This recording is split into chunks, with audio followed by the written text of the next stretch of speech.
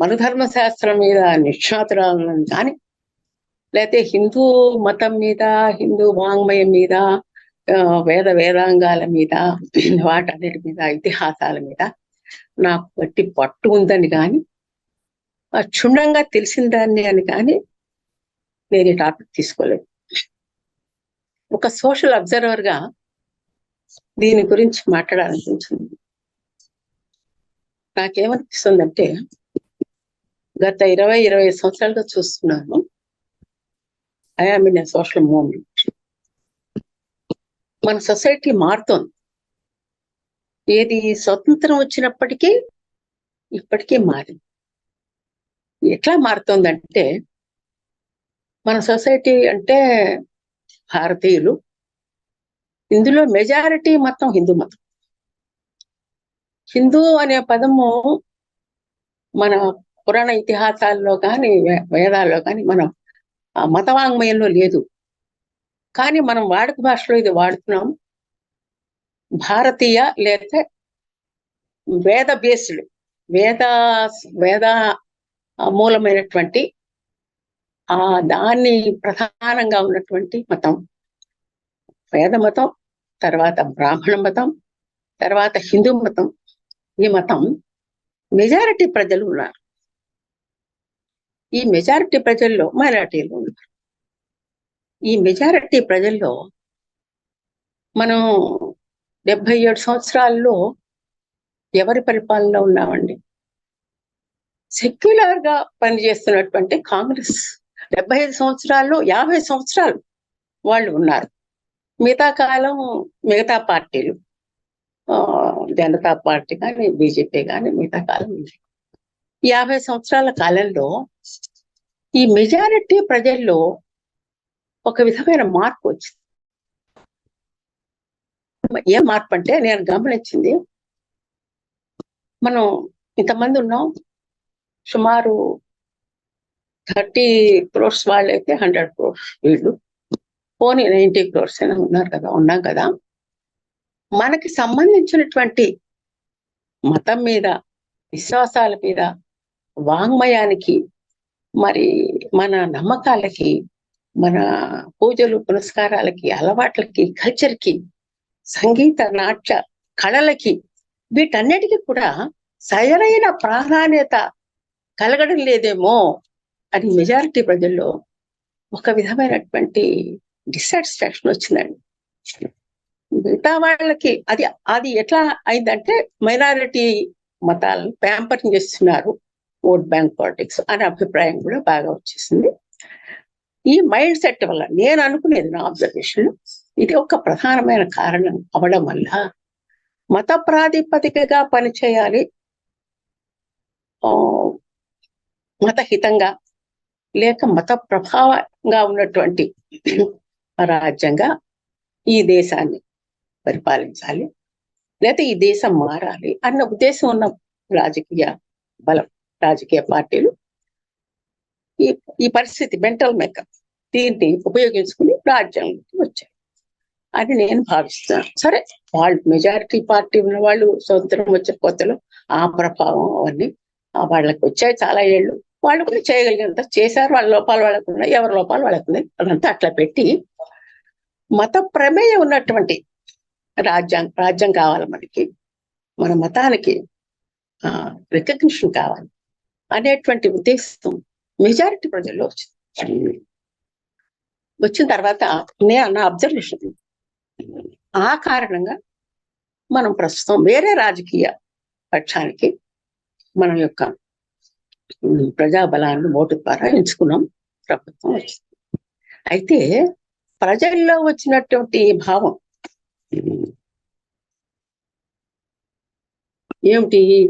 మన యొక్క వాంగ్మయం తీసుకురావాలా, ఆచారాలను తీసుకురావాలా, మరి వాటిలో ఉన్నటువంటి గొప్పదనాన్ని మనం అంగీకరించాలి, ఆచరించాలి, పూజలు పునస్కారాలు, వీటన్నిటితో పాటు ధర్మం. మనకు ఒక ధర్మం ఉంది, హిందూ ధర్మశాస్త్రాలు ఉన్నాయి, మన దర్శనాలు ఉన్నాయి, ఉపనిషత్తులు ఉన్నాయి. వీటన్నిటిని పరిచయం చేయాలా, మన నమ్మకాలు ఉన్నాయి, మన శాస్త్రాలు ఉన్నాయి. అవన్నీ కూడా ప్రజలకు దూరం అవుతున్నాం, అవన్నీ మళ్ళా మనం తీసుకురావాలి అనేటువంటి అభిప్రాయం ప్రజల్లో వచ్చింది. సరే వారు వచ్చారు. అయితే ఇప్పుడు ఒక జంక్షన్ లో ఉన్న 2 సార్లు మత ప్రాముఖ్యత ఉన్నటువంటి రాజకీయ పక్షం రాజ్యంలోకి వచ్చింది. ఈసారి కూడా రావచ్చు. అయితే మనకున్న ఈ వేద వాంగ్మయంలో, ఈ శాస్త్రాల్లో, ఈ ఉపనిషత్తుల్లో, ఈ బ్రాహ్మణాల్లో, ఈ ధర్మశాస్త్రాల్లో ఎంతవరకు మనం తిరిగి తెచ్చుకోవడానికి సరైన విషయం అవుతుంది సంఘానికి అనేటువంటి ఉద్దేశంలో అన్ని నేను ఇప్పుడు చెప్పేది హిందూ మతాన్ని కానీ, వాంగ్మయాన్ని కానీ, వేదాలను కానీ వేటిని కించపరిచే ఉద్దేశంతో కాదు. కానీ ఈ మధ్య కాలంలో కాన్స్టిట్యూషన్ మారాలి, మన ధర్మశాస్త్రాన్ని మళ్ళా తీసుకురావాలి అనేటువంటి అభిప్రాయం కూడా ప్రజల్లో వచ్చింది. 1 సంవత్సరం క్రితమో ఏమో బహుశా ఒక ఆవిడ ఎవరో రెడ్డి గారు ఎవరో రాశారు, ఆ మన ధర్మశాస్త్రాన్ని ఆర్య సమాజం వారి ఆధ్వర్యంలో హైదరాబాద్ లో ఆవిష్కరించాలని ఒక ప్రోగ్రాం పెట్టారు. పెడితే మరి ఈ ప్రోగ్రెసివ్ మన మూవ్మెంట్స్ అన్ని, ప్రజా ఉద్యమాలన్నీ వ్యతిరేకించాయి. పెద్ద ఎత్తున గొడవలు అయ్యేసరికి వెనక్కి తగ్గారు. ఆర్య సమాజం వారు మాకేం సంబంధం లేదని ప్రకటన చేశారు. ఆ ప్రోగ్రాం అయింది. అప్పటి నుంచి అలాగే నేను కుల నిర్మూలన సంఘం నడుపుతున్నాను కదా, అసలు దానికి మూల పురుషుడు అంబేద్కర్, గాంధీ గారు దానికి వంతగా నిలిచారు, సపోర్ట్ గా నిలిచారు. ఆయన చివరిలో నాన్ ఎస్సీ వివాహాలకు హాజరవుతాను, వాటికే పెడతాను అని ప్రకటించారు. ఆయన చేతులతో నిర్వహించబోయి చనిపోయిన తర్వాత నెహ్రూ గారు చేశారు. గోరగారి కూతురు మనోరమ అర్జున్ రావు గారి వివాహం ఎస్సీ బ్రాహ్మణ్ వివాహం. ఇది ఇలా ఉంది కదా. మరి అసలు ఈ మన ధర్మశాస్త్రం ఏమిటి తెలుసుకుందాం అని చెప్పేసి నేను చదివానండి. నాకు సంస్కృతం రాదు.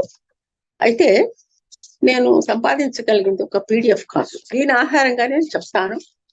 ఎక్కడి నుంచి చెప్పలేము నేను, బయట నుంచి. ఇదిగోనండి,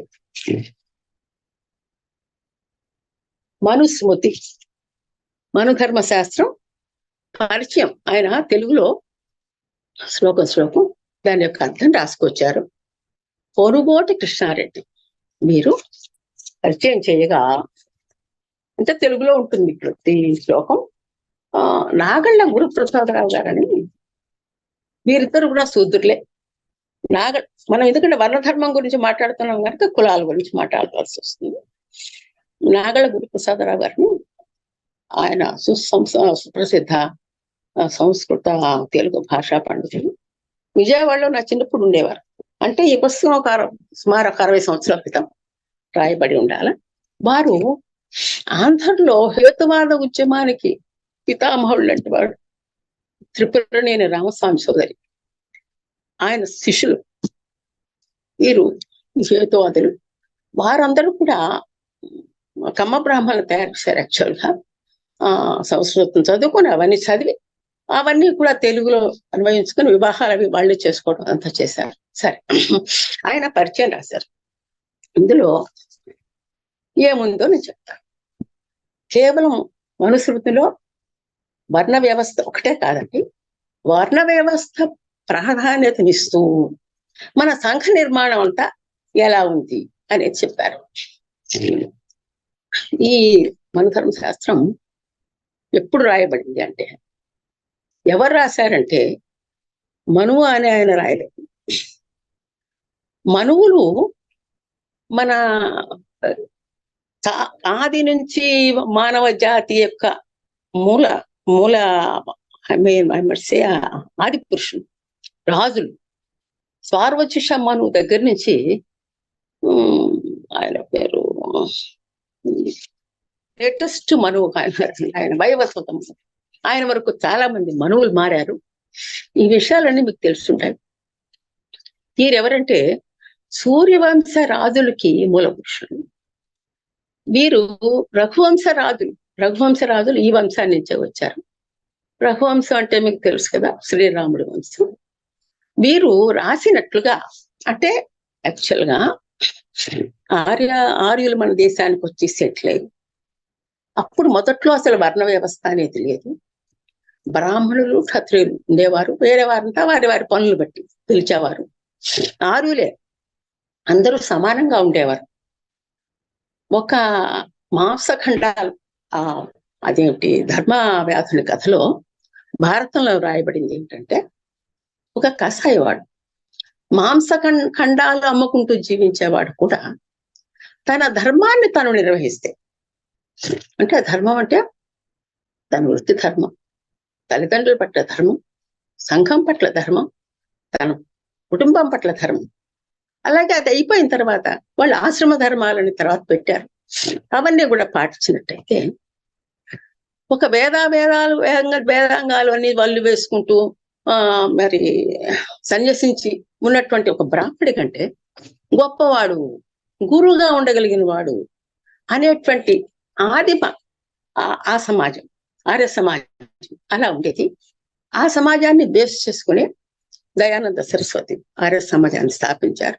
వాళ్ళ యొక్క అలవాట్లు ఈ సమాజం మళ్ళా మీకు రాహుల్ సాంకృత్యాయన్ ఓల్గాసే గంగాలో కనిపిస్తుంది. అలాగా అంటే సుమారు క్రీస్తు పూర్వం 1000 సంవత్సరాలు బట్టి ఇది రాసే టైము ఎప్పుడు క్రీస్తు పూర్వం 200 నుంచి క్రీస్తు శకం 200 ఈ గ్రంథం వాయబడింది. ఇది మనువు రాయలేదు, మనువు రాశాడు, చెప్పాడు ఆయన అని చెప్పినట్లుగా భృగు మహర్షి సంతతి వారు దీన్ని రాశారు అని ఇందులో ఉంది. అందువల్ల దీన్ని భృగు సంహిత అనేటువంటి పేరు కూడా ఉంది. ఇదేంటంటే అప్పట్లో ఉన్న సమాజం ఆ 1000 సంవత్సరాలుగా చాలా మార్పు చెందుతూ వచ్చింది. ఆ ఉన్న సమాజంలోని పరిస్థితిని ఇంకొంచెం నిబద్ధన చేస్తూ ఇలాగే ఉండాలి, దీన్ని ఇక ప్రశ్నించడానికి వీల్లేదు అనేటువంటి పద్ధతిలో ఈ గ్రంథం రాయబడింది. ఈ 200 BC నుంచి 200 BC వరకు. అందువల్ల దీన్ని భృగు సంహిత అని కూడా పిలిచారు. ఇది మరొక విధంగా కరెక్ట్ అని చెప్పొచ్చు. ఎలా అంటే అదే కాలంలో కనిష్కుడి యొక్క ఆస్థానంలో బౌద్ధాచారులుగా పనిచేసినటువంటి అశోఘోషుడు ఆయన కూడా వజ్రసూచి అనేటువంటి గ్రంథాన్ని రాశారు. ఆయన తన గ్రంథంలో మెయిన్ గా అది ఒక 25 శ్లోకాలు. మెయిన్ గా ఆయన చెప్పింది ఏంటంటే, దీన్ని మానవ శాస్త్రము అన్నారు. అప్పట్లో మనుధర్మ శాస్త్రం అని అనలేదు, మానవ శాస్త్రం అన్నారు. దీని మీదనే ఆయన విమర్శ రాశారు. ఇది చాలా అసంబద్ధమైనది. బ్రాహ్మణులు అనగా ఎవరు ఆయన రాసింది, బ్రాహ్మణులు అనగా ఎవరు అనేది నిర్వచిస్తూ భారతం నుంచి మిగతా విషయాల నుంచి అన్ని కోట్ చేస్తూ, శూద్రుడైనా సరే ఈ లక్షణాలు కలిగి ఉంటే బ్రాహ్మణుడు అని రాశారు. సరే, ఇందులో ఏముందో చెప్తాను. ఇది ధర్మ గ్రంథం. దీనిలో అన్ని కొట్టిపారేయవలసినవి లేవండి. ముందు చాలా ఉత్తమమైన ధర్మాలను వాళ్ళు నిర్వచించారు. అది బ్రాహ్మణులకి ఇచ్చారు. ఏమిటి ఇందులో మన ధర్మశాస్త్రంలో మనకి మంచి కనపడేది ఏంటి అది కూడా చెప్తాను. ఫస్ట్ ఇది మొదలు పెట్టుకోవడమే మనం వింటాం కదా, ఎందులో ఉంది, ఋగ్వేదంలో ఉందని, తర్వాత చేర్చబడింది అని అన్నారు. దాని పేరు పురుష సూక్తంలో ఉన్నది. పురుష సూక్తంలో బ్రాహ్మణీ సముఖమాశిష బాహురాజన్యకృత తదోర్వస్య వైశ్యం అది ఉంది కదా, పాలాంగో శూద్రం అనేది ఉన్నది. అది తర్వాత పెట్టారు అని అంటారు, ఋగ్వేదంలో లేదు అంటారు. సరే, అది మీరు వేరే విషయం. అలాంటి శ్లోకంతో, మరి ఆ శ్లోకమేనో తెలియదు, మరి అలాంటి శ్లోకమో తెలియదు, దాంతో మొదలవుతుందండి. మన సంఘం 4 భాగాలుగా ఉన్నది. ఈ యొక్క సంఘం యొక్క అగ్రభాగంలో బ్రాహ్మణులు ఉన్నారు. వారు సృష్టికర్త బ్రహ్మ యొక్క ముఖం నుంచి పుట్టారు. మరి రెండవ వారి యొక్క బాహువులు అంటే బలం, ఆ బాహువుల నుంచి క్షత్రియులు పుట్టారు. మరి తొడల నుంచి వైశ్యులు పుట్టారు. పాదాల నుంచి శుద్ధులు పుట్టారు అనేటువంటిది అది. తర్వాత వారు ఏం చేయాలి అనేదంటే పేరు ధర్మాలు ఏం రాస్తారంటే, వీళ్ళంతా సమానం అని కానీ అసమానం అని కానీ ఆ ముదురు లేదు, తర్వాత చెప్తాను అది. తర్వాత ఏం రాశారంటే, బ్రాహ్మణులు నేను ఇందులో ఉన్న ఒక మంచి మంచి లక్షణాలను ముందు చెప్పేస్తాను, అప్పుడు అందరూ కూడా సంతోషిస్తారు. తర్వాత ఏముంది అనేది తర్వాత మాట్లాడదాము. బ్రాహ్మణునికి అగ్రభాగంలో ఉన్నటువంటి బ్రాహ్మణునికి చాలా గొప్ప లక్షణాలు ఉండాలి అన్నారు వాళ్ళు. ఏమిటంటే అతను 10 ధర్మాలు కలిగి ఉండాలట, 10 లక్షణాలు కలిగి ఉండాలి. అంటే అతను చాలా గొప్పవాడు, ఈ సంఘంలో ఉన్న సంపద అంతా అతనిదే అని చెప్తూ, అతను చెప్పినట్లుగా రాజు గాని వేరే వర్ణాలు ఆచరించాలి అని చెప్తూ ఆయనకు కొన్ని ధర్మాలు సూచించారు. అలాగే ఈ ఈ స్మృతులు అనేవి ఏవైనా సరే, అంటే ధర్మం ఇది చెయ్యాలి, గట్టి చేయాల్సిందే అనేది ఏదైనా సరే బ్రాహ్మణుడే చదవాలి, మిగతా వాళ్ళు చదవకూడదు, వీళ్ళు చెప్పిందే వాళ్ళు చేయాలి అని కూడా రాసి ఉంది, మొదట్లోనే రాసి ఉంది. వాళ్ళు ఏమేమి లక్షణాలు చెప్పారంటే, ఒకటి సంతోషం, ఎప్పుడు సంతోషం ఉండాలి, కీడు చేసిన వాడికి కీడు చేయకూడదు, అంటే క్షమాగుణం ఉండాలి, ఇంద్రియ నిగ్రహం ఉండాలి, మరి దొంగతనం చేయకూడదు, శౌచ్యం ఉండాలి, వికారాలను జయించాలి, శాస్త్ర విచారం చేయాలి, ఆత్మజ్ఞానం అంటే మన అభౌతికమైనటువంటి ఆధ్యాత్మిక దృష్టి ఉండాలి, కేవలం ఈ లోకానికి సంబంధించిందే ఈ మంచి చెడు కామక్రోధ మోహాలకు లోబడిపోతూ అట్లా ఉండొద్దు, అభౌతికంగా ఉండాలి. మన మతం యొక్క గొప్పదనమే ఈ ఆధ్యాత్మికత, అది కలిగి ఉండాలి. తర్వాత సత్యసంధత, అసత్యం చెప్పకూడదు, కోపం ఉండకూడదు, ఆశ్రమ ధర్మాలను పాటించాలి. ఇవన్నీ వారి యొక్క లక్షణాలుగా చెప్పారు. ఇవి చాలా గొప్ప లక్షణాలు, చాలా మంచి లక్షణాలు. ఈ లక్షణాలే అందరికీ ఉండాలి అని చెప్పుకుంటే చాలా గొప్పగా ఉండేది మన ధర్మం. అయితే సంఘంలోని సంపద ఆయనది, జ్ఞానం ఆయనది అయినప్పుడు మనిషి నిరంకుశుడైపోయే అవకాశం ఉంది. ఆ అవకాశాన్ని వాళ్ళు కంట్రోల్ చేస్తూ, ఇది రాసిన వాళ్ళు కూడా మహాజ్ఞానులు కదా, మొదటి నుంచి మహామునులు ఋషులు ఎంతో ఆలోచించి తపస్సు చేశారు. ఈ యొక్క కండిషన్స్ అన్ని పెట్టారు. నిరాడంబరత ఉండాలి, చాలా మరి వికారాలను జయించాలి, కోపం ఉండకూడదు, శుభ్రం ఉండాలి, మరి ఆశ్రమ ధర్మాలు పాటించాలి, సంఘానికి గురువు అంటే గురుత్వాన్నే వహించాలి. ఇలాంటి గొప్ప లక్షణాలన్నీ బ్రాహ్మణులకు పెట్టారు. సరే, ఆ తర్వాత ఇంకా ఏమున్నాయో కొంచెం మంచిగా చెప్పేస్తాను. క్షత్రియుడు ఈ సంఘాన్ని కాపాడాలి, ఆయన రాజు, వీరందరికన్నా ఉత్తమ లక్షణాలు కలిగి ఉండాలి, ధైర్యవంతుడై ఉండాలి, జితేంద్రుడై ఉండాలి, మరి యుద్ధంలో పారిపోకూడదు, ప్రజలందరినీ కన్నబిడ్డల్లాగా కాపాడాలి, మరి తరతమ భేదాలు పాటించకూడదు న్యాయ విచారణలో. ఇంకా ధర్మాన్ని, అల్టిమేట్ ధర్మం ఆయన పాటించాలి. వాళ్ళు ఏం చెప్పారంటే, ధర్మం 4 పదాలు ఉంటుంది. 1 అధర్మం చేసిన వాడు, 2 సాక్షి, 3 న్యాయాధికారి, 4 రాజు. సో అల్టిమేట్ ధర్మ ఎక్కడ డిసైడ్ అవుతుందంటే రాజు దగ్గర డిసైడ్ అవుతుంది. ఆయన వీడు గొప్ప, వాడిని కావాలా, వీడు వద్దు అనేటువంటి విచక్షణ వాడకుండా ఆయన ధర్మాన్ని అనుసరించి విచారణ చేయాలి, శిక్షలు వేయాలి, సజ్జనులు రక్షించాలి, చెడ్డవాళ్ళని సృష్టించాలి. ఇవన్నీ ఉన్నాయండి. తర్వాత వైశ్యుడు ఏం చేయాలండి, వ్యవసాయం చేసి వ్యాపారం చేసి సంఘానికి తిండి పెట్టాలి. ఇక శూద్రుడు వీళ్ళందరికీ వాళ్ళకి అవసరమైన పట్ల సేవ చేయాలి, వాళ్ళు ఇచ్చింది తీసుకోవాలి. ఇప్పుడు ఈ శూద్రవర్ణం ఎందుకు ఇలాగా అయింది అంటే, శూద్రవర్ణం ఎలా ఏర్పాటైంది అనే దాని మీద ఆర్ఎస్ శర్మ గారు అంటే, చాలా సేవక సమాజం శూద్ర సమాజం. ఈ సేవక సమాజం ఎలా తయారైంది, మొదట్లో అందరూ సమానంగా ఉన్న పరిస్థితి నుంచి 1000 సంవత్సరాల్లోనే ఈ పరిస్థితి ఎలా వచ్చింది అని అంటే, ఆర్ఎస్ శర్మ గారు రకరకాల శ్లోకాలు ఉటంకిస్తూ ఆయన ఒక పెద్ద బుక్ రాశారు. దాని ప్రకారం ఆర్యుల్లోనే నేరాలు చేసిన వాళ్ళు. ఆర్యుల్లోనే మరి వర్ణాంతర వివాహం చేసుకున్న వాళ్ళు, అందులో అలోమ వివాహాలు అలోమ వివాహాలు అని వాళ్ళు పెట్టుకున్నారు. ఎందుకు? ఇంటాక్ట్నెస్ ఆఫ్ వర్ణం కాపాడడానికి పెట్టుకునేసరికి ఆ విలోమ వివాహాలు చేసుకున్న వాళ్ళందరినీ శూద్రుల కింద పరిగణించారు. తర్వాత మరి యుద్ధాల్లో ఖైదీలుగా వచ్చినవారు, ఆ యుద్ధాలు దేశీయులతో కావచ్చు, లేకపోతే వేరే వేరే గ్రూప్స్ తో కావచ్చు, వాళ్ళలో బందీలుగా పట్టుకునేవారు. వాళ్ళందరూ కూడా మరి నీచమైనటువంటి వృత్తులు చేసేవారు. వీరందరినీ శూద్రులు, అతి శూద్రులు అని క్లాసిఫై చేశారు. వీళ్ళు సేవక వర్గం.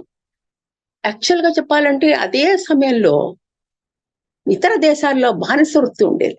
బానిసలుగా పట్టుకెళ్ళేవారు, కొనుక్కెళ్ళేవారు. ఇక అది 1-to-1 ఈక్వేషన్. ఎవరు యజమాని కొనుక్కుంటాడో వాడికి అతను అన్ని విధాలా బానిసే, ఏమైనా చేయొచ్చు. ఆ బానిసను విముక్తులు కూడా చేయొచ్చు యజమాని. కానీ ఇక్కడ ఒక వ్యవస్థే. చాలా మంది ఎవరెవరంటే ఆ వృత్తులు చేసే వాళ్ళందరూ ఎవరెవరైతే శరీరంతో పనిచేయాలో వాళ్ళందరూ శూద్రులు అయ్యారు. మరి వ్యవసాయం వ్యవసాయ కూలీలు, పంట పండించేవాళ్ళు, నేసేవాళ్ళు, కుండలు చేసేవాళ్ళు, కమ్మర్లు, మరి బట్టలు ఉతికేవాళ్ళు, మరి మరి క్షౌరం చేసేవాళ్ళు, ఏ పని మనకి ఏ పని కావాలన్నా చేసేవాళ్ళు. మరి మిషన్ దగ్గర పని చేయాలంటే కూడా ఆ మిషన్ వేసేవాడు ఉంటున్నారు. కాబట్టి ఆ మాన్యువల్ లేబర్ అంతా కూడా శూద్రులు కదా పరిగణించారు. వాళ్ళు రకరకాల సోర్సెస్ నుంచి వచ్చారు. అంతవరకు ఈ మనుధర్మ శాస్త్రం రాయనంత వరకు ఇట్స్ డిజార్గనైజ్డ్ సొసైటీ.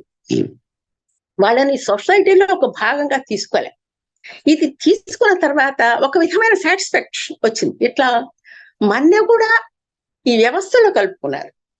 సంఘంలో ఒక వర్ణం కింద గుర్తించారు. అంటే వాళ్ళకి కొన్ని రైట్స్ ఉన్నాయి, వాళ్ళు ప్రాపర్టీ పెట్టుకోవచ్చు, ఇవన్నీ ఉన్నాయి. మరి వాళ్ళకి ఇచ్చిన రైట్స్ వాళ్ళకు ఉన్నాయి. ఎలా ఉన్నాయి, ఏమున్నాయి, ఇవేమిటి వివక్ష అనేది కూడా చెప్తాను. అయితే అదొక వ్యవస్థ. ఈ వ్యవస్థ ఇలాగ ఉంది, అలా నిర్దేశించారు అని మనం అనుకుంటే అందులో ఉన్న మనిషి లక్షణాలు ఇంకా ఏమిటంటే,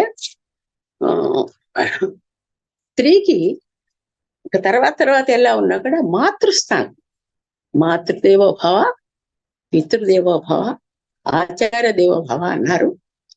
మరి ఆవిడకి ప్రథమ స్థానం ఇచ్చారు. ఎందుకంటే ఈ సంఘం పెర్పెట్రేట్ కావాలంటే, ముందు పోవాలంటే, అసలు సంఘం నిలబడాలంటే స్త్రీ ఆధారం. కాబట్టి ఆవిడకి మాతృదేవత అని ఒక మంచి గొప్ప స్థానాన్ని ఇచ్చారు, పూజనీయురాలు అని చెప్పేసి. తర్వాత స్త్రీని ఎట్టి పరిస్థితుల్లోనూ చంపకూడదు. ఎందుకంటే స్త్రీ పరాహీనత ఎప్పుడు. ఆ తర్వాత దానికి విశ్లేషణకు వచ్చినప్పుడు చెప్తాను. ఆవిడ ఎప్పుడు ఎవరో ఒక అధీనంలో ఉండాలి. ఒక్కవేళ ఏ కారణాల వల్ల స్త్రీని చంపేయటం, కోపం, ద్వేషం వచ్చితే ఆవిడ చంపకూడదు. మరి దీని శిక్ష ఏమిటయా? శిక్ష వేరే. నీకు ముందు మహాపాతకం వస్తుంది, స్త్రీ హత్య మహాపాతకం అని చెప్పేసి రాసి పెట్టారు. తర్వాత ఇంకేం చూస్తారంటే, ఎక్కడ వాళ్ళు ఒక శ్లోకం రాశారు, ఎక్కడ స్త్రీలు పూజింపబడతారు, ఎత్ర నారి ఎంత పూజ్యంత, అదేదో ఉంది కదా, ఎక్కడ స్త్రీలు పూజింపబడతారో అక్కడ దేవతలు సంతోషిస్తారు. దేవతలు సంతోషిస్తే ఆ సంఘంలో సుఖశాంతులు, అట్లాంటి సంఘం వాళ్ళు సంతోషాన్ని ఇస్తారు, సుఖశాంతులతో ఉంటుంది అని రాశారు. ఒక పెద్ద పీట వేశారు స్త్రీకి.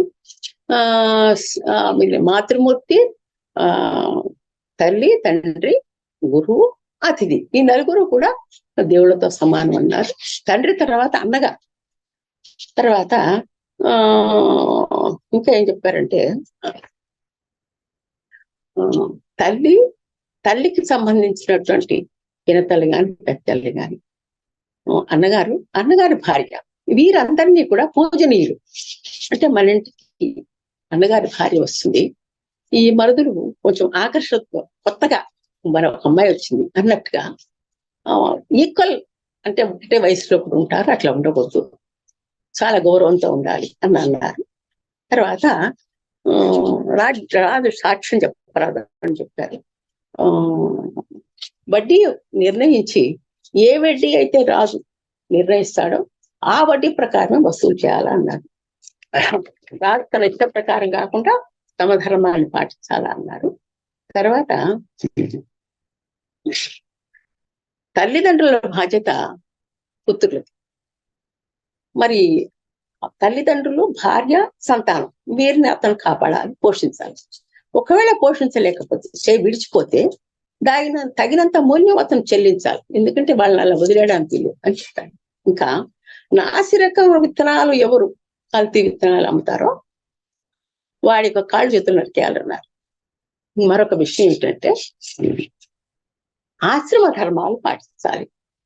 ఈ ఆశ్రమ ధర్మాలు ఈ ముందు 3 వర్ణాలు పాటించాలి. వర్ణ ధర్మాలు అటు పెట్టి ఆశ్రమ ధర్మాలు చాలా గొప్పవి. ఎలాగంటే ముందు బ్రహ్మచర్యం చేయాలి, గురువు గారి దగ్గర విద్య నేర్చుకోవాలి, శిష్యరికం చేయాలి, ఉపనయనం అప్పుడే భిక్షాటన చేయాలి. అప్పటి నుంచి మొదలు పెట్టుకుని సింపుల్ లైఫ్ అనేది కష్టమైనటువంటి జీవితానికి అలవాటు పడాలి. నేల మీద పడుకోవాలి, మరి ఆయన సేవ చేయాలి, విద్య నేర్చుకోవాలి, సీరియస్నెస్ ఆఫ్ లైఫ్ అలవాటు చేసుకోవాలి, భిక్షాటన చేసుకుని బతకాలి. ఇవన్నీ వారికి నేర్పాను. అవి చేయాలి, ఆ బ్రహ్మచర్యం చేయాలి. ఇంత కఠినమైన లైఫ్ పొందిన తర్వాత వాళ్ళు సుఖవంతమైనటువంటి గృహ జీవనంలోకి ఎంటర్ అవుతారు. గృహస్థ ధర్మాలు నిర్వహించాలా, నిర్వహించిన తర్వాత తల నెరవగానే లేకపోతే మనోడు పుట్టగానే వానప్రస్థానికి వెళ్ళాలి. వానప్రస్థం అంటే భార్య ఉండి కానీ ఉండక కానీ తను ఈ సంసార బంధనాలకు దూరంగా ఉండాలి. మొదటి నుంచి కూడా కొంత అటాచ్మెంట్ లో ఉండమని చెప్పారు. ఇప్పుడు మొత్తం పూర్తిగా అలాగే కొన్ని సంవత్సరాలు నడిపిన తర్వాత సంసారానికి సంసార సుఖానికి దూరంగా, కుటుంబానికి దూరంగా ఉండాలి. తర్వాత సన్యాసం తీసుకోవాలి. అలాగే అసలు మళ్ళా ఫ్యామిలీ వైపు రావద్దు. అలాగే మరణం వరకు గడిపేయాలి, సన్యాస జీవితం గడపాల. భగవంతుని యందు ఆ భగవద్ ధ్యానంలో, ఆధ్యాత్మికతలో, ఆలోచనలు సంఘానికి చేయగలిగినంత చేస్తూ మరణించాలి అని రాస్తారు. ఇది ఆశ్రమ ధర్మం అంటే గొప్పగా ఉంది. ఎందుకంటే there is an inbuilt socialism in it. ఎందుకు? ఎవడైతే విరక్తి చెంది మరి ఎవరైతే విరక్తితో ఉండాలని అంటున్నామో వాళ్ళు ఎందుకండి ఇంత సంపద, విపరీతమైన సంపదని కట్టుకుంటారు. మనం పోయినా సరే 10 తరాల వరకు ఈ ధనం ఉండాలి అనుకున్న వాళ్ళే వెల్త్. అట్లా కాకుండా నిరాడంబరంగా ఉండాలి. జీవితం మీద మన కామక్రోధ మోహ లోభాలని కంట్రోల్లో ఉంచుకోవాలి. ఈ విధమైనటువంటి ఆధ్యాత్మిక దృష్టి కలిగి ఉండాలి అన్నారు. ఇవన్నీ చాలా గొప్ప విషయాలు. అయితే ఇంకా ఏం చెప్పారంటే పెద్దల్ని గౌరవించాలి. తర్వాత మేనర్ కాల్ చేసుకోవద్దు. ఇంకా చాలా ఉన్నాయి కానీ నేను కొంచెం ఇంకా 2 భాగాలు ఉన్నాయి మనకి, అందుకని తొందరగా ముగిస్తాను. మేనర్ కాల్ చేసుకోవద్దు అని చెప్పారు. అది చాలా గొప్పగా అనిపించింది నాకు. ఎందుకంటే అసలే వర్ణాల కింద విభజించారు, అంతర్వివర్ణ వివాహాలు నిషేధించారు, అల్లోం విలోమం అన్నారు. ఇది మేనర్కం అసలు ఈ వర్ణాలకి బ్రాహ్మణుల్లో చూడండి, క్షత్రియుల్లో చంద్రవంశీయులు, సూర్యవంశీయులాగా బ్రాహ్మణుల్లో ఋషుల ప్రకారం కుటుంబాలు ఉంటాయి. అది గోత్రం అంటారు. బ్రాహ్మణులు ఎవరైనా అడిగితే చెప్తారు. భారద్వాజ గోత్రం, గౌండి గోత్రం, మరి వశిష్ఠ, మరి కశ్యపస, ఇలా రకరకాలుగా 10-15 మంది ఉన్నారు. వాళ్ళ యొక్క వంశీయులు బ్రాహ్మణులంతా అట్లా జన్మించారు అని ప్రతివాడికి ఒక గోత్రం ఉంటుంది. ఆ వాళ్ళల్లో సగోత్ర వివాహాలు కూడదు. ఎందుకంటే ఈ జెనెటిక్ డిస్ట్రక్షన్ జరగకుండా సగోత్ర వివాహాలు నిషేధించారు. అలాగే మనుధర్మ శాస్త్రంలోనే మేనత్త మేనమా బిడ్డల మధ్య మరి అక్క చెల్లెలు అటు ఇటు ఎటుపోయినా సరే వివాహాలు నిషేధించారు. ఇది చాలా గొప్ప ఆరోగ్యవంతమైన విషయం. అసలు వర్ణ వ్యవస్థే తక్కువ, వచ్చిన కొద్ది సమూహాలు జరుగుతుంది. అది కూడా డిటీరియేషన్ దారితీస్తుందని మేము అంటున్నాం, జెనెటిక్ గా అంటున్నారు. ఇది అది వాళ్ళు ముందే పెట్టారు. ఇక ఇదంతా అయిన తర్వాత ఇది మంచి విషయాలండి ఈ మన ధర్మశాస్త్రం, ఇది స్ట్రక్చరు. అయితే ఇందులో మనం విమర్శించాల్సింది ఏంటి? నాకు కొద్దిగా సమయాభావం చూసుకోవాల్సి వచ్చేటట్టుంది. విమర్శించాల్సింది ఏంటంటే, ఒకటి స్త్రీ, సమాజంలో సగభాగం స్త్రీలు అంటే 50%. ఈ సగభాగం స్త్రీలు పరాధీనులుగా చేశారు. నా స్త్రీ స్వాతంత్రం అర్హతి, స్త్రీకి స్వాతంత్రం లేదు. స్త్రీ ఆ తండ్రి పెంచుతాడు, కన్యాదానం చేస్తాడు. ఒక్కసారి కన్యాదానం చేయాలి తండ్రి. ఆవిడికి మరలా వివాహం చేసుకునే అర్హత లేదు. వివాహమైన తర్వాత భర్త ధర్మమే ఆవిడ ధర్మం. అందులో ఏం రాశారంటే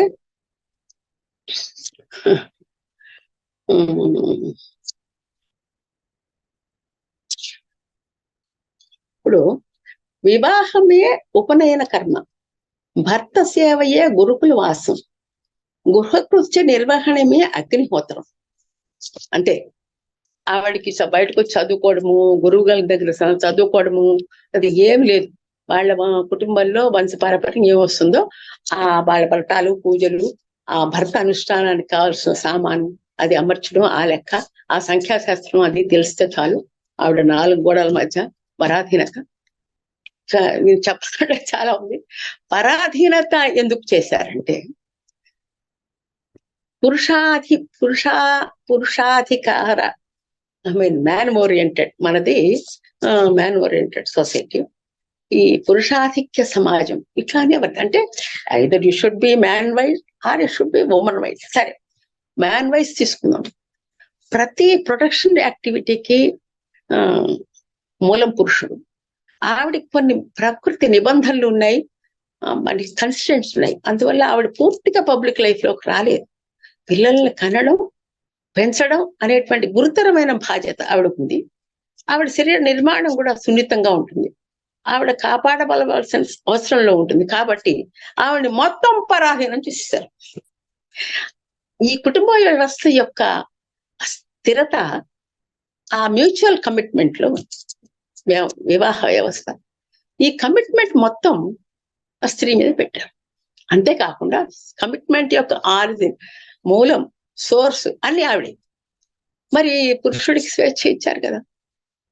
పురుషుడికి ఎలా ముందు ప్రపంచంలో తిరగచ్చు, తర్వాత 4 వరకు వివాహాలు చేసుకోవచ్చు. అనులోమ వివాహాలు బ్రాహ్మడు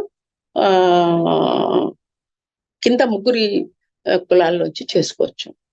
మరి క్షత్రియుడు మరి మిగతా 2 కులాల్లోంచి చేసుకోవచ్చు. మరి స్త్రీ మాత్రము తనకన్నా గొప్పవాణ్ణి అధిక కులస్తులు చేసుకోగలదు కానీ కింద కులస్తులు చేసుకోగలదు. ఆవిడ స్వేచ్ఛ లేదు. బ్రాహ్మణ స్త్రీ అయితే అసలు మొసం లేదు. ఆవిడ కేవలం బ్రాహ్మణ్ణి చేసుకోవాలి. కింద కులం వరకు వైపు చూడడానికి లేదు. ఎవరైనా బ్రాహ్మణ స్త్రీని వివాహం చేసుకుంటే అతను శూద్రుడేంటి, అతనికి శిరచ్ఛేదమే శిక్ష ధర్మధర్మ శాస్త్ర ప్రకారం. మరి సొసైటీ అట్లా ఉండదు కదండి. ఈ విధంగా స్త్రీ స్వేచ్ఛని కట్టడి చేయడం ద్వారా వివాహ వ్యవస్థని స్ట్రాంగ్ చేశారు. అది ఈ మతంలోనే కాదు, అన్ని మతాల్లోనూ ఉంది. మరి వేరే వేరే మతాల్లో అసలు ముసుగులేసే ఉంచారు. అది ఇనప కచ్చడాలకు దారి తీసింది. మరి అది స్త్రీ బానిసత్వానికి దారి తీసింది. టోటల్ పరాధీనతకు దారి తీసింది. ఇక నేను దారి గురించి చెప్పే పని లేదు. ఇది స్త్రీ స్వాతంత్రం అర్హతలోంచి ఇది వచ్చింది. ఆ తర్వాత కొంచెం అసలు నేను చెప్పాలనుకునేది ఇందులో వర్ణ వ్యవస్థ గురించి చెప్పాలనుకుంటున్నాను కదా. సరే, ఇది ఆవిడికి మరి కంపల్సరీ నిర్బంధ వైద్యాన్ని దారితీస్తుంది, కన్యాశుల్కాన్ని దారితీస్తుంది. మరి రాజులు కొట్లాడుకుని యుద్ధాల్లో పురుషులు చనిపోతే ఆ రాజస్త్రీలందరూ అంతఃపురంలో సామూహిక సతీ సహగమనానికి దారితీసింది. ఇంత ఘోరమైనటువంటి అమానుషమైనటువంటి పరిస్థితికి ఈ యొక్క స్త్రీ పరాధీనత దారితీస్తుందండి. దీని మీద ఒక మాట చెప్పాలంటే, అయితే ఇవన్నీ ఎందుకు చెప్తున్నారండి, ఇవన్నీ ఇప్పుడు ఉన్నాయా అంటారేమో. ఉన్నాయి. ఎలా ఉన్నాయని చెప్తున్నారంటే, నేను విపులంగా చెప్పడానికి నాకు టైం కన్స్ట్రెయింట్ ఉంది. మీరు ఈ మధ్య అమీర్ ఖాన్ భార్య కిరణ్ రావు ఒక సినిమా తీశారండి, చాలా గొప్ప సినిమా, లాపతా లేడీస్. అది మీరు చూడండి.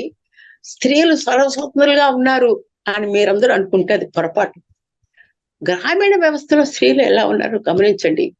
వాళ్ళు ఇంకా ముసుగు వేసుకోవాలా, భర్త పేరు చెప్పకూడదు, ఏ ఊరికి కాపురానికి పెడుతున్నారో కూడా వాళ్ళకి తెలియదు. ఎంత అజ్ఞానంలో ఉన్నారో, అవిద్యలో ఉన్నారో. వాళ్ళు మరి బయటకు వెళ్ళడానికి వీళ్ళేది, ఇంకా విద్య లేదు, జ్ఞానం లేదు, ఇంకా సమానత్వం ఎక్కడ వస్తుంది? అంతేకాదండి, స్త్రీ కామరూపిణి, స్త్రీ మరి మోహంలోకి దింపుతుంది. ఆవిడికి ఆవిడికి వశపరచుకోవడానికి ప్రయత్నిస్తుంది.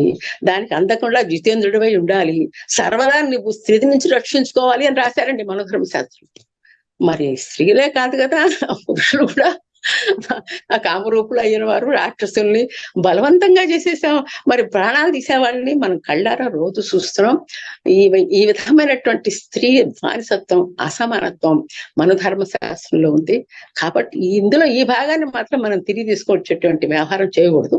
తర్వాత నెక్స్ట్ అసమానత ఎక్కడుందంటే శూద్ర వ్యవస్థలో ఉంది. శూద్రులను ఎట్లా చేశారు నేను చెప్తాను. శూద్ర వ్యవహారం ముందే చెప్పాను కదా, స్త్రీలు శూద్రులు సేవక సమాజం వారు. అసలు ఈ ధర్మశాస్త్రంలో అన్ని కులాల మధ్య తేడా ఉంది. ఈ ముందు 3 కులాల వారు సమంగా ఉన్నారు, వాళ్ళ మధ్య తక్కువ ఎక్కువ లేవరు అనుకోవద్దు. బ్రాహ్మణులతో క్షత్రులు సమానం కాదు, క్షత్రులతో వైశ్యులు సమానం కాదు, వైశ్యులతో శూద్రులు ఎవరికి సమానం కాదు. ఎందుకంటే ఎట్లా రకరకాలుగా వ్యత్యాసాలతో రాశారో చూపిస్తాను. ఈ హైరార్కియల్ పొజిషన్ బిల్డ్ చేశారు. పేర్లు, బ్రాహ్మణుని పేరు శుభ సూచకం అయి ఉండాలి, ఉదాహరణ శుభశర్మ. క్షత్రియుని పేరు సౌర సూచకం కావాలి, బలవర్మ. వైశ్యుని పేరు ధనవాచకం కావాలి, వసుభూతి. శూద్రుని పేరు నిందార్హమై ఉండాలి, దీనదాసు. ఇలా ఈ పేర్లలో కూడా వివక్షతో ఉండాలి, అంటే అది సూచించాలి. 2వ తరగతి నుంచి పెట్టాలి. అలాగే ఉపనయనం, బ్రాహ్మణునికి 7వ ఏట, క్షత్రియునికి 10వ ఏట, వైశ్యునికి 11వ ఏట, శూద్రునికి ఉపనయనం లేదు. ఈ విధంగా. అంతేకాదండి, వాళ్ళు వేసుకున్న జంధ్యాలు కూడా వేరే ఉంటాయి. బ్రాహ్మణుడైతే జింకతో వేసుకోవాలి, క్షత్రుడైతే పులి చర్మంతో వేసుకోవాలి, వైశ్యుడైతే మరొక జంతువుతో వేసుకోవాలి. అలాగా ఉపనయనం దగ్గర నుంచి కూడా వాళ్ళు విభజన చేశారు, తారతమ్యాలుగా విభజించారు. తర్వాత అది ఒక పద్ధతి. తర్వాత భిక్షాటనం, సరే అందరూ భిక్షాటనం చేసేటప్పుడు బ్రాహ్మణుడు భవతి భిక్షాందేహి అన్నారు, క్షత్రియుడు భిక్షా భవతి దేహి అన్నారు, వైశ్యుడు భిక్షాందేహి భవతి అన్నారు. అంటే అమ్మాయి అడుక్కోవడానికి కూడా ఎలా అనాలి అనేది వాళ్ళు రాసి పెట్టారు. తర్వాత వృత్తులు, సరే బ్రాహ్మణులు వేదాధ్యయనం, వేద విచారం, గురుత్వం, జ్ఞాన వితరణ చేయాలి. క్షత్రియుడు శౌర్యము కలిగి సంఘాన్ని రక్షించాలి, వైశ్యుడు వ్యవసాయం వ్యాపారం చేయాలి, శూద్రుడు పై ముగ్గురికి సేవ చేయాలి. తర్వాత అతిథి సత్కారంలో కూడా ఎవరు అతిథి అభ్యాగతులు దైవ సమ్మానులు అన్నా కదా, అలా ఎవరు పడితే వాళ్ళు చేయడానికి లేదు. బ్రాహ్మణుడు బ్రాహ్మణుడింటికే వెళ్ళాలి, క్షత్రియుడింట్లో ఆయన ఆతిథ్యం పొందొచ్చు, వైశ్యుడు పై 3 కులాల్లో ఆతిథ్యం పొందొచ్చు. శూద్రుడు ఒకవేళ వచ్చి నేను ఊరు కొత్త అన్నా అంటే అది శూద్రవాడు ఉంది బాబు అక్కడ, అక్కడికి వెళ్ళి నువ్వు ఆతిథ్యం తీసుకో అని చెప్పేవారు. శూద్రుడికి ఎవరు ఆతిథ్యం ఇవ్వడానికి వీల్లేదు. ఇంకోటి వీళ్ళల్లో మరొకటి చేరాడండి, ఎవరంటే నాస్తికుడు. ఈ నాస్తికులు చార్వాకులు రామాయణ కాలం నుంచి ఉన్నారని మనకు తెలుసు. అయితే ఈ రామాయణం, భారతం ఇవన్నీ కూడా ఒకే టైంలో జరిగాయంటారు.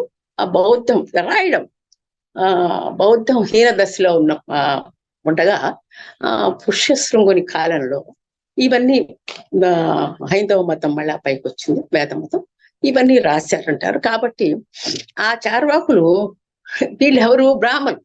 ఈ నాస్తికులు చార్వాకులు వేరే కులాల నుంచి రారు, వాళ్ళు కేవలం వాళ్ళు చెప్తే వీళ్ళు చేయాల్సిందే. అసలు చెప్పవలసిన వాడు బ్రాహ్మణుడు. ఈ బ్రాహ్మణులోనే ఆలోచన, జ్ఞానము, ఇతరుల భౌతికత మీద ఆలోచించేవారు, భౌతిక జ్ఞానం కలవారు నాస్తికులు, హేతువాదులు. మరి వాళ్ళకి స్వార్థపరులు, మరి వాళ్ళు సంకుచిత స్వభావం, ఇవన్నీ పేరు పెట్టారు. ఆ నాస్తికులు హవ్య కవ్యాలకు అర్హులు గారు. వాళ్ళని ఏది వ్రతాలకి వాటికి వీటికి పిలవకూడదు, ఎందుకంటే వాటికి అసలు నమ్మకమే లేదు భగవంతుడిని. అది ఇది శూద్రుడు తాకితే పంది వాతను చూసినట్టు పదార్థం. అలాగే పితరుల కార్యాలు చాలా భక్తితో చేసేవారు. అంటే సంవత్సరికాలు, మరి మరణానంతర కార్యక్రమము, తర్వాత సంవత్సరానికి ఒకసారి పెట్టేది, ఇవన్నీ కూడా చాలా భక్తి ప్రమత్తంతో చేసేవారు. ఈ పై 3 వర్ణాల వారు చేసేటప్పుడు ఆ మిగిలిన భాగం ఉంటుందే, అది శూద్రుడికి ఇవ్వడానికి వీల్లేదు. ఇది ఈ పద్ధతి ఇప్పటి వరకు కూడా ఉందండి. అలాగే అది వండేటప్పుడు కానీ, మరి ఆ వంటింట్లో కానీ, ఆ ఇంట్లో కానీ, ఆ పరిసరాల్లో కానీ శూద్రుడు రాకూడదు. ఎందుకంటే నా చిన్నప్పుడు నేను చూసాను కదా, మా అమ్మల్ని కూడా రానిచ్చేవాళ్ళం. మమ్మల్ని మేము బయట మంచాలు వేసుకుని వాళ్ళు ఎప్పుడు భోజనం చేస్తారా అప్పుడు భోజనం చేద్దాం అని మనం పడుకుని ఉండేవాళ్ళం. ఇక శూద్రుడు వచ్చే క్వశ్చన్ ఎక్కడ లేదండి. అది ఎవరైనా ఒకవేళ వేరే వర్ణం వారు కనుక తింటే మళ్ళా బ్రాహ్మడు ఉపవాసం చేసి మర్నాడు చేయాల్సిందే. ఇంత ఇంత ఇదిగా శూద్రుడు మాత్రం చూస్తే మాత్రము అది మిగిలిన భోజనము పనికిరాదు, పారేయాల్సింది, వాళ్ళకు కూడా పెట్టు. ఇక తర్వాత ఇదివరకు మాంసం తినొచ్చు ఉంది మన ధర్మశాస్త్రంలో. ఎవరైనా ఇప్పుడు అంతా మోడర్న్ వాళ్ళు మాంసాలు తింటున్నారు కనుక తినాలంటే తినొచ్చు, ఎందుకంటే అందులో ఉంది. తర్వాత కాలంలో శౌచ్యం కావాలి అని అన్నారు కనుక ఆ పదార్థాలు వండేటప్పుడు వాసన ఇస్తాయి కనుక ఆ మాంసము, గుడ్లు, ఉల్లి, వెల్లుల్లి అవి నిషేధించబడ్డాయి అని అనుకుంటున్నాను. తర్వాత గుడ్డి వాళ్ళు, అవిటి వాళ్ళు సేవకులుగా ఉంటే ఆ వాళ్ళని ఇంట్లోంచి తరివేయాల ఆ పితృకార్యం చేసేటప్పుడు. తర్వాత శూద్రులకి శాస్త్రజ్ఞానము, అసలు వేదాలు అవన్నీ కూడా శూద్రులు వినరు. చదివేటప్పుడు శూద్రుల సమక్షంలో వేదాధ్యయనము చేయకూడదు. తర్వాత ఒకవేళ చేసినట్టయితే, అతను విన్నట్టయితే, అతను కనుక మళ్ళా వల్లించినట్టయితే అతని నాలుగు పోయాలి, చెవులో సీసం పోయాలి.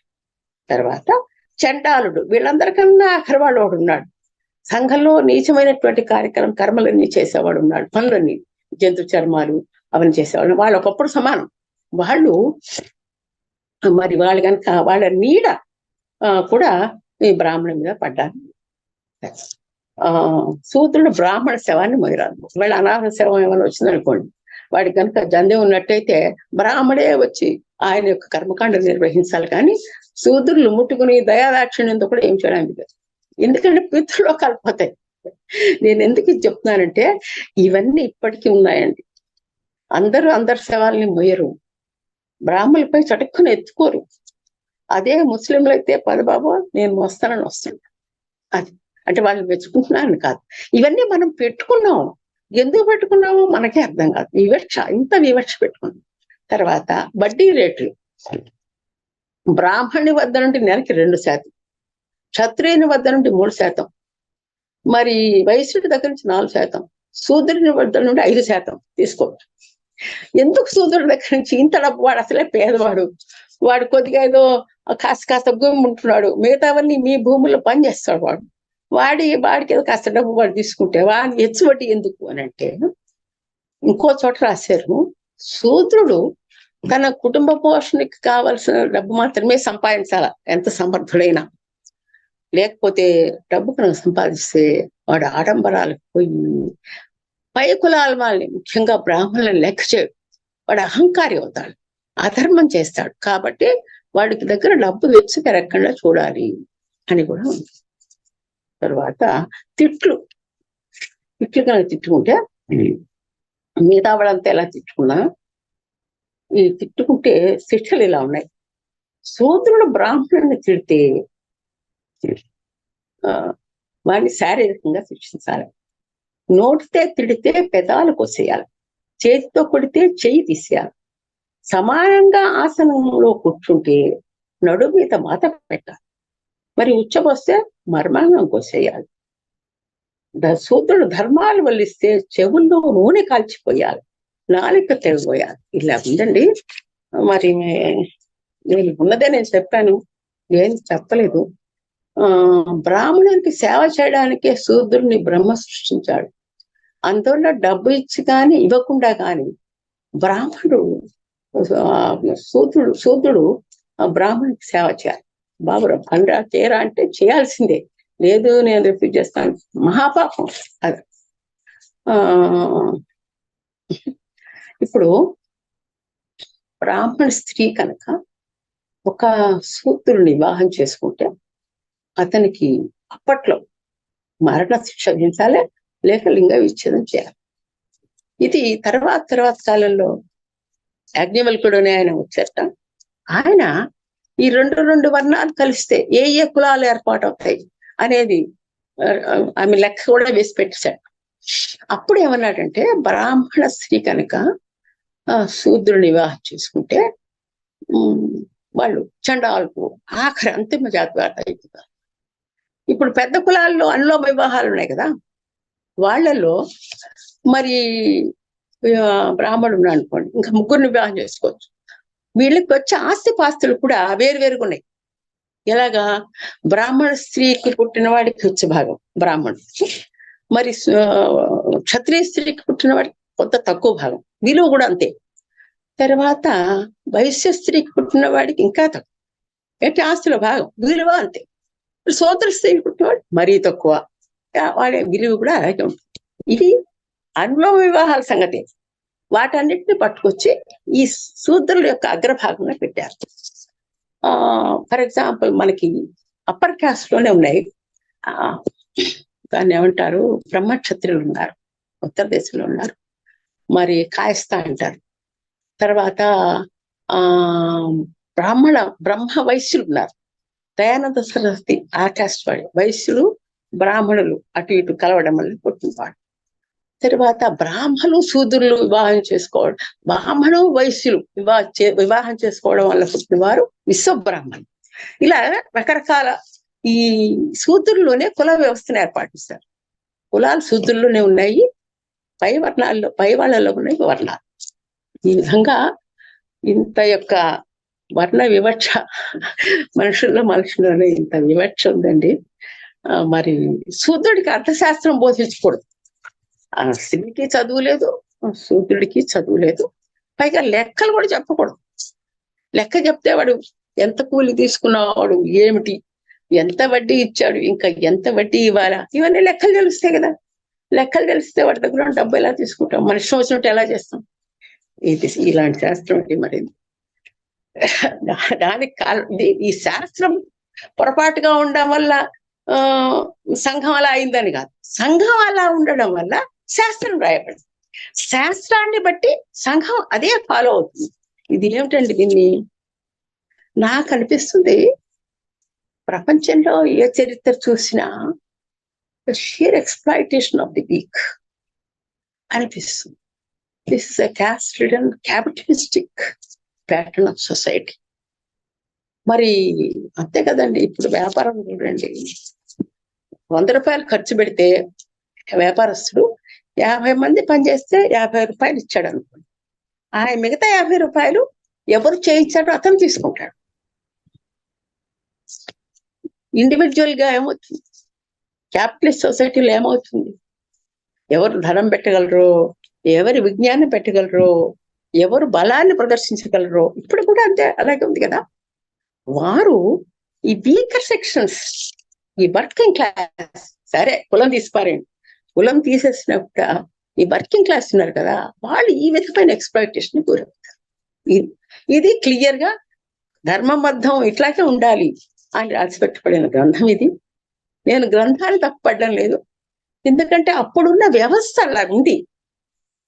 అప్పుడు శూద్రవర్ణము అసలు వాళ్ళని సంఘంలోకి చేర్చుకోని పరిస్థితుల్లో వాళ్ళు చేర్చుకున్నారు.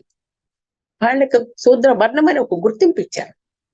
ఇచ్చిన తర్వాత వాళ్ళకి ఎంటర్టైన్మెంట్, ఆస్తిలో భాగాలు అవన్నీ కూడా ఇచ్చారు, వివక్షతతో ఇచ్చారు. ఈ వివక్ష ఇది ఇప్పుడు లేదా అనుకోవద్దు, మనకి స్త్రీల పైన వివక్ష కనిపిస్తుంది.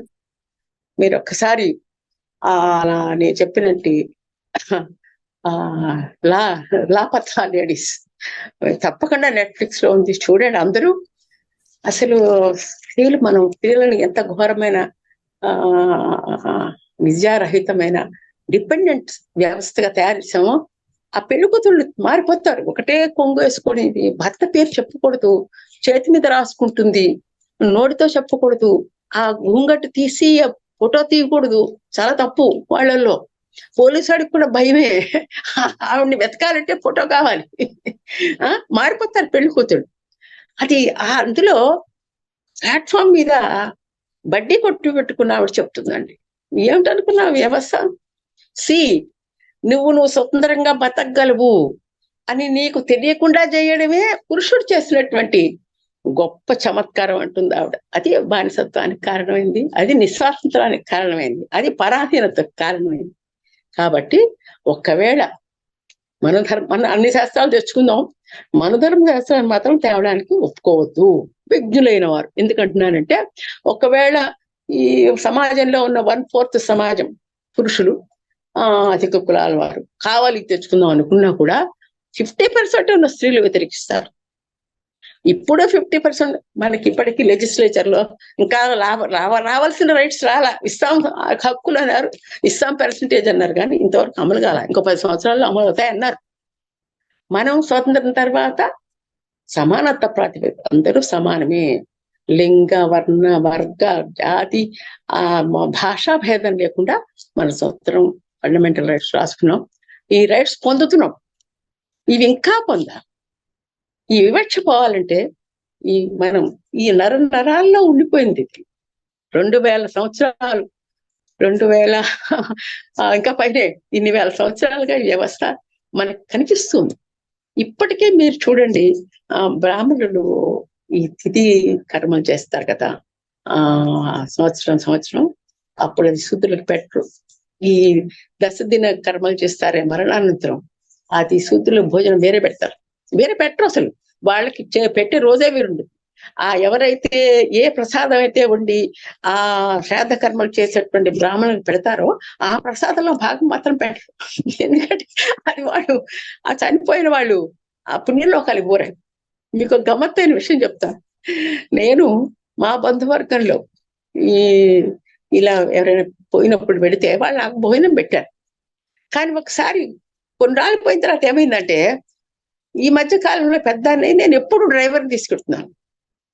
డ్రైవర్ కంటే నాతో పాటు మరి అతనే భోజనం చేయాలి. తర్వాత నేను పెట్టాలి కదా అతనికి భోజనం, లేకపోతే మళ్ళీ నేను ఎలా తీసుకొస్తున్నా తెలియదు.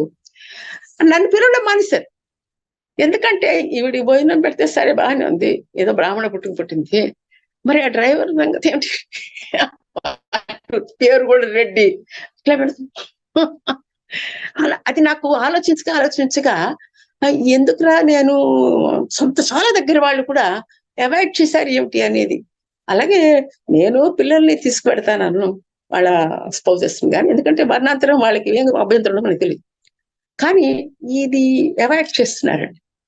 అంటే అంత నాటుకుపోయింది అని నేను చెప్తున్నాను. నా టైం కూడా అయిపోయింది. ఇంకా చెప్పాలంటే చెప్తూ పోవచ్చు.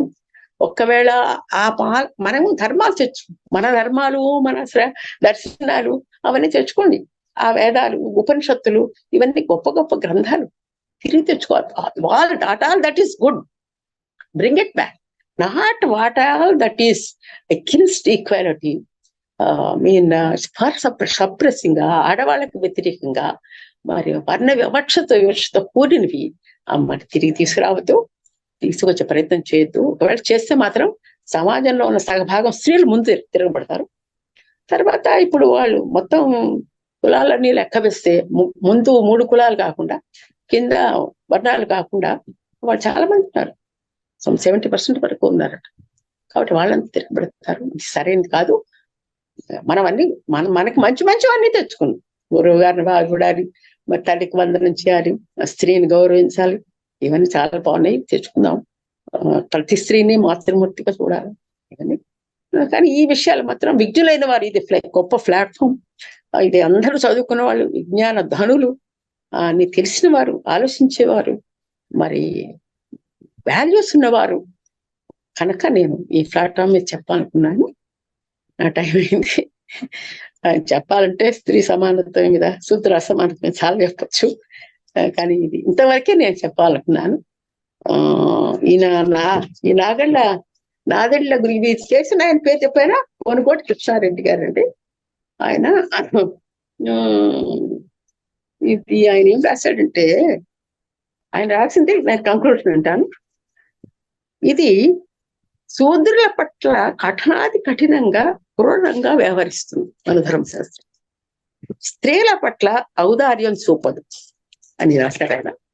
తర్వాత ఈయన సంస్కృత పండితుడు ఏమంటున్నారంటే, ఈ యొక్క లాస్ట్ పేరా ఉందా చదివేస్తాను, that's the end of my speech. ఈనాడు ఈ అనువాదం ఎత్తైన ఉపయోగకారి అవుతుంది. భారతదేశం విభిన్న జాతులు పలు తెగలకు నిలయం. భారతీయ సంస్కృతి విభిన్న జాతుల సంస్కృతి. ఈ సత్యాన్ని కప్పిపుచ్చి, ఇది ఒక 70 ఏళ్ల క్రితం రాసి 60 ఏళ్ల క్రితం రాసింది. సిగ్గు ఎగ్గు లేకుండా ఈనాడు భారతదేశాన్ని మతరాజ్యంగా మార్చాలని ప్రతీప శక్తులు ప్రయత్నిస్తున్నాయి. ప్రజాస్వామ్యం ప్రసాదించే సత్వాలను కాలరాచి వేయడానికి కంకణం కట్టుకున్నాయి. భారతీయ సంస్కృతి నుంచి శబ్బరలను తెలుసుకుని దేశంలో విచ్చలివెళ్లిగా పెంచి పెరిగిపోతున్న దుష్ట శక్తుల అణచడానికి, అసమానత్వాలను నామరూపాలు లేకుండా చేయడానికి ఈ 96 పేజీల గ్రంథం తప్పకుండా తోడ్పడుతుంది అని భావిస్తున్నాను. నాగళ్ళ గురుప్రసాద్. నమస్కారం.